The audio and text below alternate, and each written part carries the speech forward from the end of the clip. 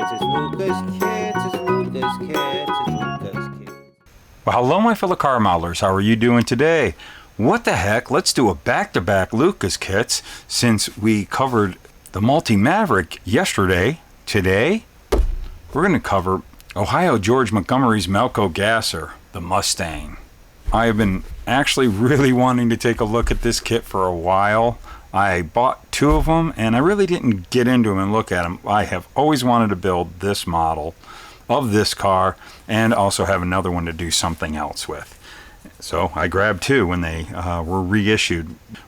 I think Round 2 has put this out a couple of times. This was the first time they put it out. This kit, it has definitely been through the decades and had quite a few different little generational changes over the years.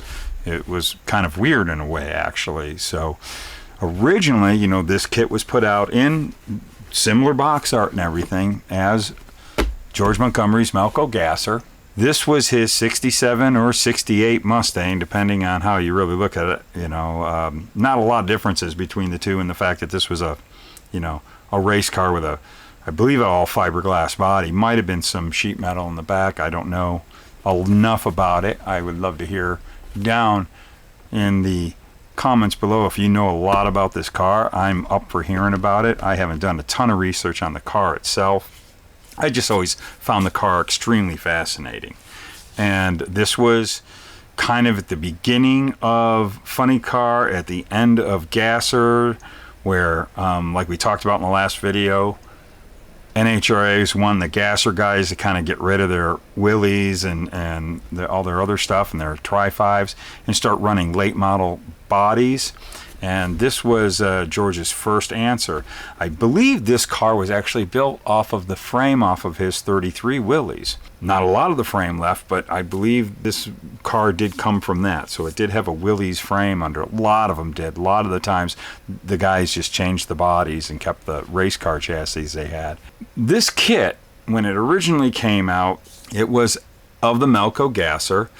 And then later in the years, as it disappeared and became a pretty valuable kit, MPC in the early 80s tried to put it back out and they called it the Pro Street. The weird thing is I don't know what happened, if something got lost where it didn't have the 67, 68 front end, and they cobbled up a 66 front end for the kit and they called it the Pro Street. And then later in years, RC2 in the early O's brought the kit at a limited run. They brought it back, and again it still had the 66 nose, and that was kind of a bummer. I never bought those kits because of that. I wanted this. I wanted to do this car, but for some reason Round 2, when they brought this kit back and wanted to bring it back, I don't know if they retooled or they found the molds or what happened. I don't know the story. Love to find out. Anybody knows, again, the comments below, please let us know. I would love to know the story behind it. But thank goodness they brought it back the way it should be, with a 67, 68 front nose clip on here. Super happy about that. But let's go ahead and get into this kit. First, look at the vintage box art that they were always great at doing. You know, just like it was when the kit first came out. And beautiful. This is something cool about the front. I mean, the sides here. Look at, it's got that look, and then when you flip it around the other way, it's got that look. So when I put them on the shelves, I put one way, the one the other. That's just my goofiness. But there you go. There's all the cool innards of it. There's that Willys frame to create this newer car. But yeah, this is super cool. And what a car it is. And the car still exists. It shows up in like the NHRA museum. And what a beautiful paint job on this. I want to recreate that with the wind-filled fades on around the wheel wells and such. And that's like what really attracts me to this car big time, is that paint job. So here we go. This is an untouched kit this time. Sorry about the last one, but there's just the recreations of the old instructions. Super detail for, you know, back way then. This had to be late 60s, early 70s when this kit was tooled up. But yet it's still fairly simple compared to today's standards, but it looks pretty darn good to the actual car. There you go. So let's go ahead and there's your body. It looks like I had already gotten into it, so let's take a look at the body here. I'm going to move all this stuff away. Start with the body as we do. And there we go. There's that wonderful, correct front end. So nice that they brought it back, and that's so cool. I love this big back wheel well cut out. And kind of looks like it would be a 68 because we don't have those vents, but I'm not sure what year he came out with this. I think this was a 68. It was supposed to depict the 68 Mustang. And that's what was so strange about this, is the fact that you still had the 68 body and they put that 66 front end on it. It looks so goofy. But I'll tell you, later on there was another version of this kit that came out that when he moved into running a 69, they did do a 69 body. I don't think that ever got redone. I don't know if there's any kits out there, if there's ever a possibility of that coming out. But the 69 was pretty much the same kit, but had this. They even did a version where you had a clear body. But this fits on there pretty nice. That looks pretty good. Everything lines up really nice. Just a super good looking body. Let's go ahead and take a look at all the chassis pretentiousness. And we got a few loosey parts here. And there's that wonderful chassis.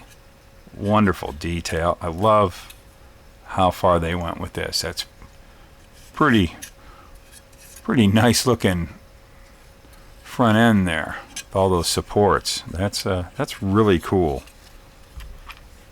And we've got the firewall, and that's for the back part there. Crazy battery. Holy crying out loud, look at that.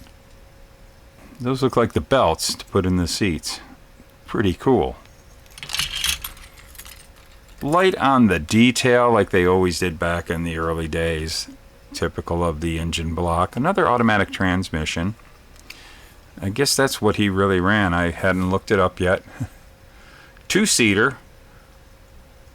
His Gassers, I believe they always had to have a passenger seat. Look at that. Cool roll cage. This car was, I mean, the technology was just blazing through by this time, and neat parts. And there's one part of the rear end right there. It looks like the what was very popular with the Gassers back then. They used to use 50s Olds rear ends and Pontiac rear ends.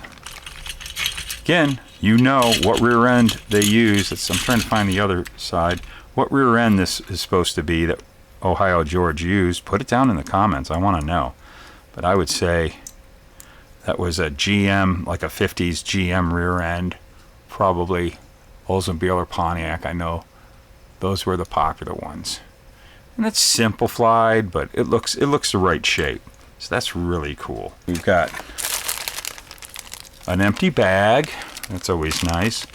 Nice tires, pad printed tires. Let's take a look at those. I'll open them up. We'll look at them. Just like that Maverick kit. Beautiful tires. These are really nice. A little bit smaller than that Maverick kit, but these are very nice. I don't know if I want to go with bigger tires in the back of this thing. I'll have to see how it lines up, but these are pretty nice tires. And those are those same front runners, early style front runners. The chrome tree. Got the chrome tree. Nope, it's not open, but let's take a look. I think you can see that pretty well. Very cool detail. All the separate suspension pieces for the front. Love that. Rear bumper. It comes with the camera. So we ran a camera in this thing, which is such a cool looking engine. There's your front bumper. We have our glass, even side glass. That's cool. Drag cars have side glass.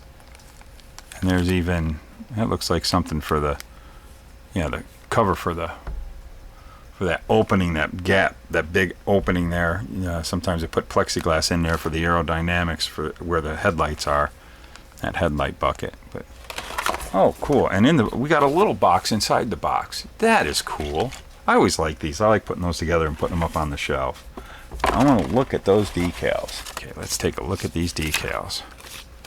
Ooh, nice. Very nice. Later days of making decals, the decals just turned out so nice. Let's see, do we have a production date on this? 2013. There we go. We've got it. It was 2013. They were making decals pretty nice by then, so this will definitely work out better than the old decals from the original kit. Very, very cool. Love this. I want to build this car very bad.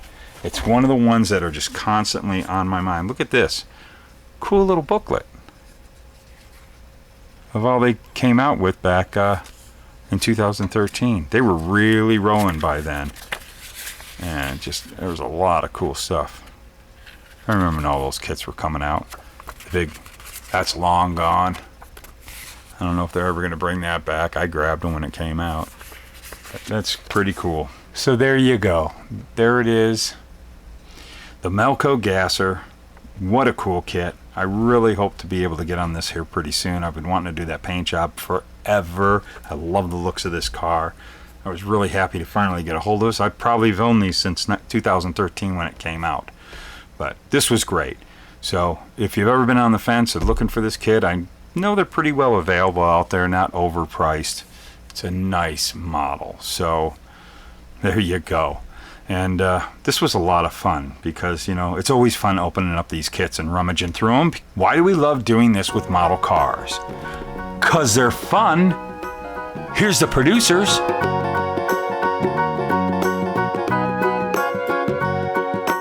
Luka's kids, it's Luka's kids, it's Luka's kids.